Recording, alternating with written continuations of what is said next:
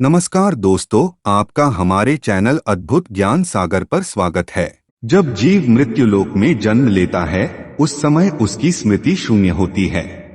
वह ना तो किसी चीज को जानता है और ना ही किसी को पहचानता है। बच्चा मां के गर्भ से निकलकर जैसे ही बाहर आता है, तुरंत ही रोना शुरू कर देता है। वह ऐसा तकलीफ में करता है या कोई और कारण भी है जिसे हम समझ नहीं पाते। क्या आपने भी कभी सोचा है कि आखिर बच्चा जन्म लेने के तुरंत बाद रोता क्यों है? इसके पीछे का सटीक कारण क्या है? हिंदू धर्मशास्त्रों के अनुसार वैसे तो इसके पीछे एक पौराणिक कथा की मान्यता है, जिसका विवरण विष्णु पुराण में मिलता है। इस्लाम में भी बच्चे रोने के अपने अलग कारण बताए गए हैं। लेकिन सच्चाई क्या है? यह एक ऐसा सवाल है जिसका सही उत्तर हम सब जानना चाहते हैं। शिशु के जन्म लेते ही रोने के कारण को विज्ञान एक सहज और आवश्यक प्रक्रिया मानता है।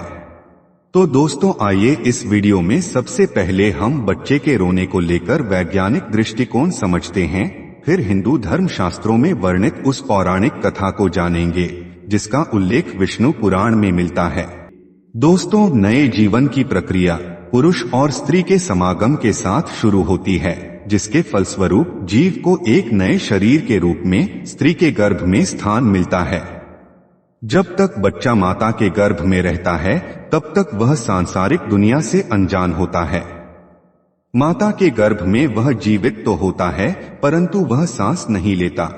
उसके शरीर को खाना पीना इत्यादि मां से जुड़ी गर्भनाल से प्राप्त होता रहता है। बच्चे के फेफड़े तो बन जाते हैं, लेकिन वह प्रयोग में नहीं रहते। बच्चा मां के गर्भ में एक पतली झिल्ली के अंदर बंद होता है, जिसमें तरल पदार्थ भरा होता है। इस तरल पदार्थ को वैज्ञानिक भाषा में एमनियोटिक फ्लूइड बोलते हैं। यही तरल पदार्थ बच्चे के मुंह, श्वास नली और फेफड़ों तक में पहुंच जाता है। लेकिन जब तक बच्चा मां के गर्भ में रहता है, तब तक इस तरल पदार्थ से बच्चे को कोई कष्ट नहीं होता, बल्कि इसी तरल पदार्थ की वजह से वह मां के गर्भ में सुरक्षित रहता है। प्रसव की क्रिया मां और बच्चे दोनों के लिए कष्टदायक होती है। बच्चा बहुत सकरे मार्ग से निकलकर दुनिया में आता है। जिस क्षण बच्चा मां के गर्भ से बाहर निकलकर इस संसार में आता है, उसके आसपास का परिवेश बदल जाता है। अब शिशु को जीवित रहने के लिए श्वास की जरूरत होती है। शिशु के फेफड़े प्रथम बार काम करना शुरू करते हैं, लेकिन फेफड़ों में वही तरल पदार्थ पहले से ही भरा होता है, जिसे बाहर निकालना बच्चे के स्वास्थ्य के लिए बहुत जरूरी होता है। इसीलिए डॉक्टर बच्चे की डिलीवरी होते ही गर्भनाल को काट देते हैं और बच्चे को उल्टा करके उसके मुंह से इसी तरल पदार्थ को बाहर निकालते हैं। ऐसी असहज स्थिति में बच्चा प्रथम बार रोता है। रोने की प्रक्रिया के दौरान बच्चा एक गहरी सांस लेता है, जिससे हवा फेफड़े के अंदर प्रवेश करती है और फेफड़े में भरा तरल पदार्थ बाहर निकल जाता है। इसलिए बच्चे का प्रथम बार रोना बच्चे के स्वस्थ होने का संकेत होता है। अगर बच्चा स्वयं से नहीं रोता, तो डॉक्टर बच्चे की पीठ पर हल्के हाथ से थपकी लगाकर उसे रुलाने का प्रयास करते हैं, जिससे फेफड़ों में हवा जा सके और तरल पदार्थ बाहर आ सके। बच्चे के दिमाग को सही ढंग से काम करने के लिए एवं बच्चे के शरीर को सुचारू रूप से कार्य करने के लिए ऑक्सीजन की जरूरत होती है।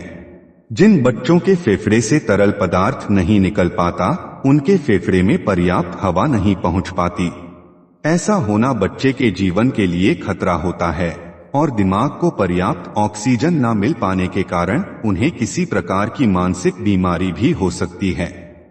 तो दोस्तों, यह बातें थी विज्ञान की। आइए अब जानते हैं पैदा होते ही बच्चे के रोने को लेकर धर्म ग्रंथों में क्या लिखा है। शिशु जब प्रथम बार रोता है, तो उसके रोने का स्वर कुछ इस प्रकार सुनाई देता है, जैसे वह पूछ रहा हो, कहाँ हूँ मैं, कहाँ हूँ।